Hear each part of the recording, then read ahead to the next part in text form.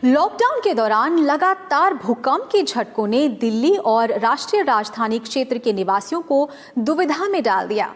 इस भूगर्भीय हलचल को लेकर कई तरह की खबरें भी सामने आई हैं। विशेषज्ञों और शोधकर्ताओं ने भी लगातार आ रहे इन झटकों को लेकर कई संभावनाएं जाहिर की हैं। आखिर इन झटकों की क्या वजह है और क्या भविष्य में कोई बड़ा भूकंप आ सकता है, ये जानने के लिए हमने बात की भूकंप विज्ञान से जुड़े विशेषज्ञों से। एक रिपोर्ट।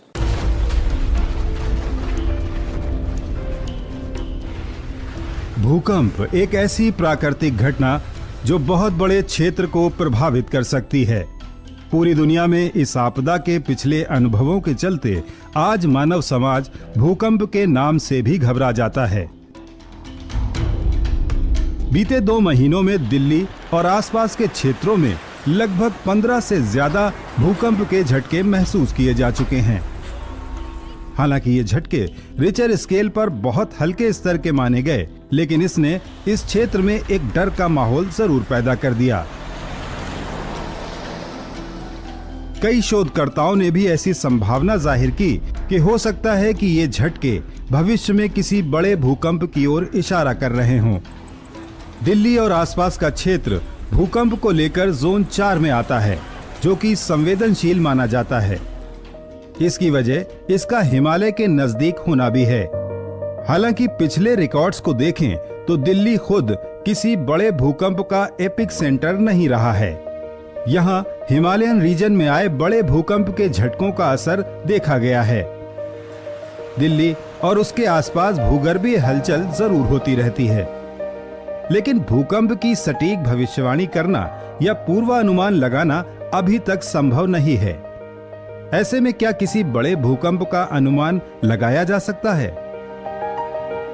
जो ये ट्रेमर्स आए हैं, जो माइनर अर्थक्वेक्स बोलते हैं इनको हम, ये दिल्ली के चारों तरफ या कुछ फॉल्ट लाइंस हैं। जैसे कि एक देहरादून महेंद्रगढ़ फॉल्ट है, उसके अलोंग जो रोहतक के आसपास जो इवेंट आई हैं 2-4, वो उसके अलोंग आई हैं। दूसरी एक ग्रेटर नोएडा के जो हरियाणा बॉर्डर पे आई थी, वो मथुरा फॉल्ट है, एक दिल्ली मथुरा फॉल्ट, उसके अलोंग आई है। ऐसे ही दूसरे फॉल्ट हैं। जहाँ तक प्रिडिक्शन या फोरकास्टिंग का सवाल है, there is no any scientific technique to predict an earthquake with respect to space, time and magnitude. मतलब कहाँ, कितना बड़ा और कब, ये तीनों चीज़ वेरी इंपॉर्टेंट हैं। ये अभी तक कोई साइंटिफिक टेक्निक नहीं ईजाद हो पाई है, not in India, all over world. हमारे भूगर्भ में मौजूद टेक्टोनिक प्लेट्स गतिशील हैं। ऐसे में जब 2 प्लेट्स आपस में टकराती हैं या रगड़ खाती हैं, तो उससे उत्पन्न होने वाली ऊर्जा से धरती में कंपन लहरें पैदा होती हैं, जिन्हें भूकंप कहा जाता है। ये कंपन तीव्रता के साथ ज्यादा देर तक रह जाए तो निर्माणों को भारी नुकसान पहुंचाता है, जिससे जान माल की क्षति होती है। ये संभावना वहां ज्यादा होती है जहां 2 अलग अलग प्लेट्स आपस में मिल रही होती हैं। इसे फॉल्ट लाइन यानी भूगर्भीय दरार कहा जाता है। वैज्ञानिक सिद्धांत के मुताबिक जब भारतीय टेक्टोनिक प्लेट यूरेशियन प्लेट से टकराई और उसके नीचे गई, इसी गतिविधि से हिमालय का निर्माण हुआ था। भूकंप विज्ञान के अनुसार भारत को इस वक्त 4 जोन में बांटा गया है, जिसमें जोन 5 सबसे ज्यादा खतरनाक है। इसमें हिमालयन रीजन भी आता है। हालांकि दिल्ली और आसपास का क्षेत्र भारतीय प्लेट पर है और यहाँ कोई बड़ी फॉल्ट लाइन भी नहीं है। ऐसे में भूकंप की कितनी संभावना है, हमने ये समझने की कोशिश की। दिल्ली में जो भूकंप आते हैं वो प्लेट के अंदर है।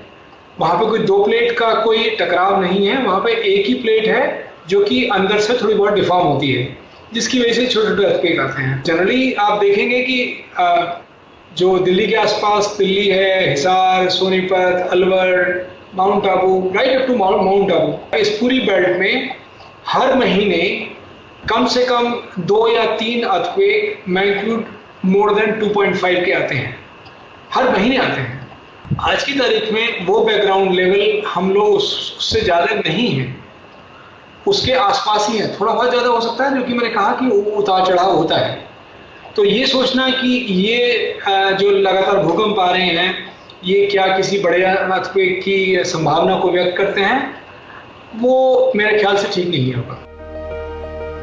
भूगर्भीय हलचलों पर नजर रखने के लिए पूरी दुनिया और भारत में जगह जगह वेधशालाएं स्थापित की गई हैं। भारत में वैज्ञानिक संस्थानों और प्रयोगशालाओं के अलावा पृथ्वी विज्ञान मंत्रालय के अधीन अलग से राष्ट्रीय भूकंप विज्ञान केंद्र मौजूद है, जहां 24 घंटे सीस्मिक डेटा जमा किया जाता है और उसका अध्ययन किया जाता है। साथ ही सभी संचार माध्यमों द्वारा समय समय पर भूकंप सूचनाएं भी जारी की जाती हैं। ऐसे में हमें संस्थानों और वैज्ञानिकों की आधिकारिक सूचनाओं पर ही भरोसा करना चाहिए, अफवाहों पर नहीं।